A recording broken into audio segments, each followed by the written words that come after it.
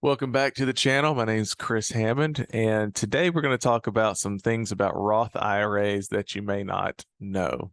Now, some of these things you probably do know, but there are some in here that might be, they're a little more obscure, maybe you didn't know about. Now, this video is really for anyone that wants to be better prepared for their retirement, and you'll see what I mean. I know that's a pretty vague saying. Who doesn't want to be better prepared, right? But you'll see what I mean. There's things that Roth IRAs can do for you that give you flexibility on how you can distribute and take money out in retirement and try to keep your taxes minimized. And also, if anyone that thinks taxes may go up in the future, which by default, if Congress does nothing in 2026, they are going to go up as the Tax Cuts and Jobs Act will expire. So that's who this video is for. Now, let's just jump right into the list. Everybody loves a list, so let's give them a list. Roth IRA contributions are not tax deductible, but they grow tax-free. So if you put money into one during the year, you don't get to write that off as a deduction on your taxes to lower your tax bill for the year. The trade-off with that is that they grow tax-free.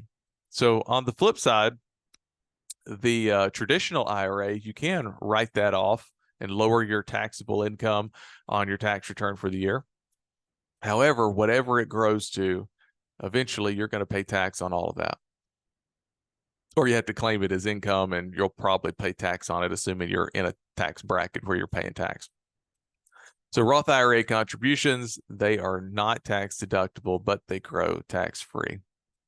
Number two, Roth IRA contributions can be withdrawn anytime.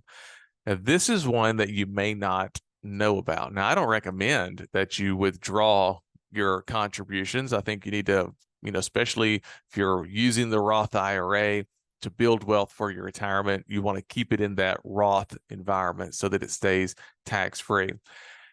But your contributions can be withdrawn. Now, specifically, I say contributions. So let's say that you are 45 years old and you make a $6,000 contribution into your Roth IRA. And let's also say that $6,000, that's all you got in your Roth. And let's say that $6,000 Roth IRA account has now grown to $7,000. Well, you can pull out that $6,000 you put into it even before you reach retirement age. Even before you reach this kind of magical age called 59 and a half years old. That's a mile marker age as far as a lot of things that you're able to do with your retirement accounts and not get penalized for. You can pull those Roth IRA contributions out before that and not pay any penalty on that contribution.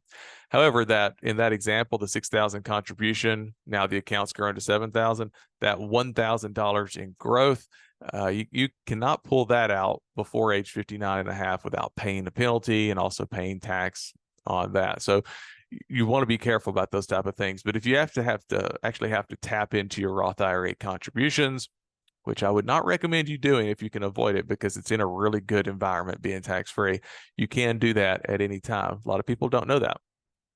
Another thing is there's no age limit for contributions. So now, even if you're above the required minimum distribution age, you can still make contributions into a Roth IRA, which Roth IRAs, they don't have RMDs attached to them once you reach certain ages, but you can make contributions into them even beyond as you're older.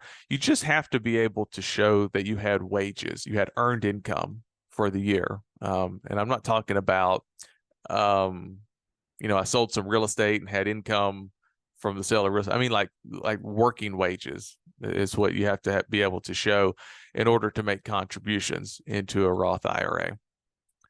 There are no RMDs for Roth IRAs. Now, the IRS, they make people take out required minimum distributions once you reach a certain age. It's now been raised up to 73. Used to be 72, used to be 70 and a half before that. Now it's 73.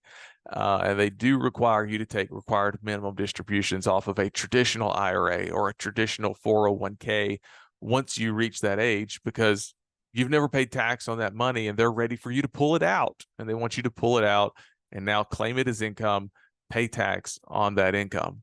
Roth IRAs, since they're tax free, when you pull the money out, the IRS is not going to be getting any money, so they don't have required minimum distributions attached to that. The only required minimum distributions that can be attached to a Roth is if you inherit a Roth, and you have to start liquidating those Roth accounts on inherited accounts within 10 years. So there's no RMDs on those for yourself as the owner of it. Number 5, annual contribution limits are pretty low. So as of filming this, we're in the year 2023. Annual contribution limits are $6,500 that you can put into your Roth. If you are over the age of 50, they'll let you tack on another 1,000 to that, so 7,500.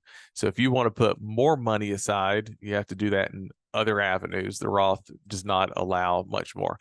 Now, it's the same thing with a traditional IRA as well. They are the same limits, and you can split your contribution. Say, you put 3,000 in a Roth, 3,000 in a Roth, 3,500 in a traditional. That adds up to 6,500 total. That's how it works. You can't do 6,500 in a Roth and 6,500 in a traditional. There's a cap on that, and the cap's pretty low on getting the funds in there.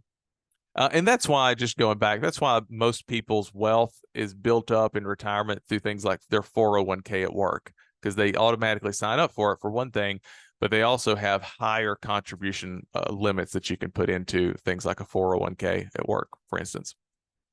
There is an income cap on, if you make too much income, you're not allowed to put money into a Roth IRA. So it changes every year. So I just make a handy note here to help me out. If you're married, filing joint tax returns, the cap is $218,000 of income, and then they start to phase out how much they'll let you put into that Roth.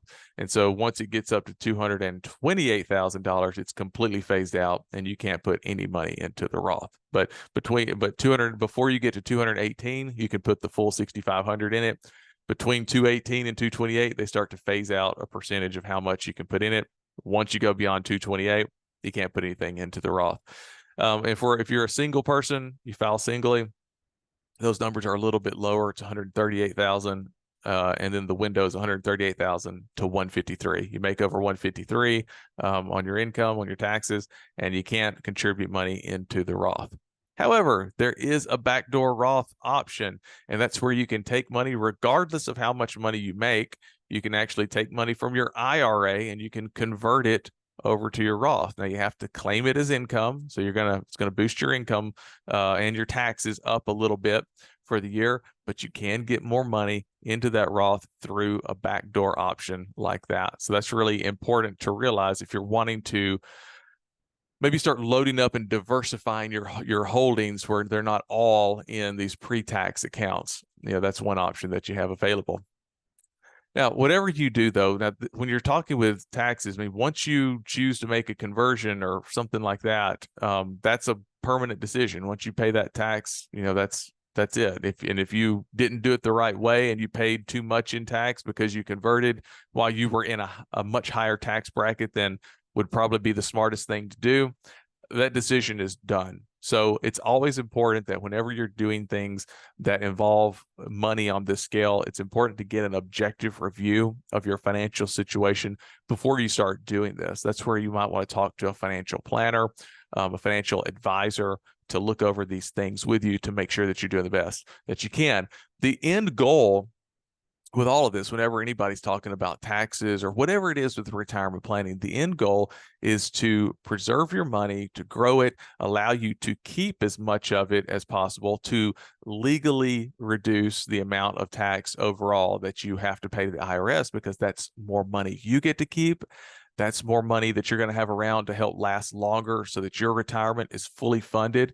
And if there's money left over, that's just more money that's going to go to your children, grandchildren, whoever you want to leave the money to. So that's the end goal that you're looking for. And that's why it's important to get an objective review before you make any of these really big financial decisions like that. And if you need any resources to help you out with your retirement planning, just head on over to my website, retirementplanningmadeeasy.com. Download you a free copy of our essential step-by-step retirement guide that's going to help you out with planning for your own retirement. That's all I got for today. Looking forward to seeing you guys on the next video. Have a good one.